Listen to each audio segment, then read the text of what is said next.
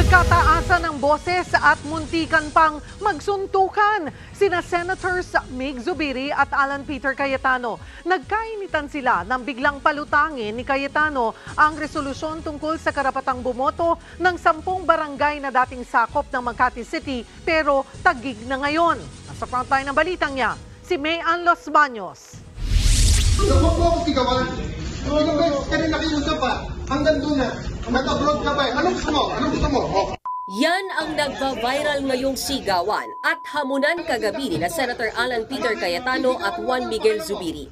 Inawat naman sila nila Senators Pia Cayetano at JV Ejercito. Nagsimulang uminit ang usapan ni Zubiri at Cayetano nang talakayin ang tungkol sa karapatang bumoto ng 10 Embo barangay na dating Makati City at ngayon sakop na ng Taguig. Bago ang kanilang sagutan, hiniling ni Cayetano sa plenaryo na aprubahan ang Concurrent Resolution number 23. Sa ilalim niyan, hinihikayat ang COMELEC na isama sa 2 legislative districts ng Taguig ang Embo barangays na may 300,000 na residente. The issue here is very basic. It's representation. It is suffrage. The people of the Embos will be very grateful that we gave them the choice, di ba? Sinong gustong tumakbo at sinong gustong nilang iboto. Wala naman daw problema dyan si Zubiri, pero wala raw sa agenda ng Senado kahapon na pag-usapan ang resolusyon kaugnay sa Embo barangays. Gusto rin itong ipaalam ni Zubiri kay Senator Nancy Binay na kilalang taga Makati City. And as for just a 1-minute suspension, she's calling. 1-minute suspension lang, Mr. President. Session is suspended. Ang hininging 1 minutong suspension, umabot ng 6 na minuto. Dito na nangyari ang sagutan sa viral video. Bakit? Sisigawan mo ako ng pakialam mo. Wala akong pakialam sa pumoto dun eh. Sinabi mo yun. Interest mo lang iniisip ko eh. Humupa naman ang tensyon nang magbalik ang sesyon. Dito ay pinunto ni Zubiri na total wala naman sa agenda ng Senado ang usapin ng pagboto ng mga taga-Embo barangay, baka pwedeng bukas na lang nila ito pag-usapan para masupag-aralan pa.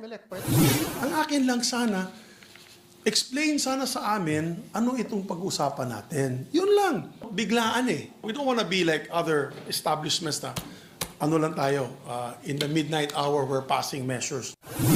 Baluarte ng mga Cayetano ang Taguig lalo't misis si Senator Alan Cayetano, si Taguig Mayor Lani Cayetano. Pero git ng senador, wala silang interes. Pwede naman kasing kumandidato daw ang kanyang asawa kahit pa wala ang resolusyon.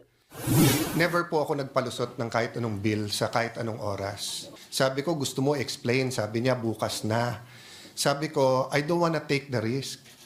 Nakita niyo naman yung mga ulan ngayon, kung bumagyo bukas at mag-adjourn tayo. Sa huli, nagkapatawaran din ang dalawa.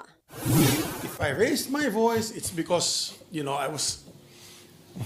didn't have to go that way, and I apologize if I raised my voice. Okay? Ang akin dyan, if it will help you, maybe we can pass this, we can take it up tomorrow. So if you're apologizing for raising, I also apologize for raising my voice, my friend. Ayon kay Senate President Chis Escudero, nangyayari namang nagpapasa ng resolusyon na hindi kasama sa agenda ng Senado. Si Senator Binay naman, nagtataka sa timing ng resolusyon ni Cayetano. Kung kailang magpipray. At saka bakit? Talagang isa din ang nagtataka tayo kung kailan nakaalis na tayo sa building. Inadopt din ng Senado kagabi ang Concurrent Resolution number 23 at dahil hindi naman ito batas, ang tanging magagawa lamang nito ay maipaabot ang panawagan ng Senado sa COMELEC na hanapan ng paraan kung paano makakaboto ang mga residenteng sakop ng nasabing 10 Embo barangays. Mahalaga daw na maipaabot agad ito ng Senado sa COMELEC dahil sisimulan na ang filing ng Certificate of Candidacy mula October 1 hanggang October 8. Nagbabalita mula sa Frontline, Mayan Los Baños, News 5. Mga kapatid, Cheryl Cosim po, huwag maging huli at maging una sa lahat sa balitaan. Para sa tuloy-tuloy na talakayan sa Frontline, mag-follow at mag-subscribe sa social media pages ng News 5.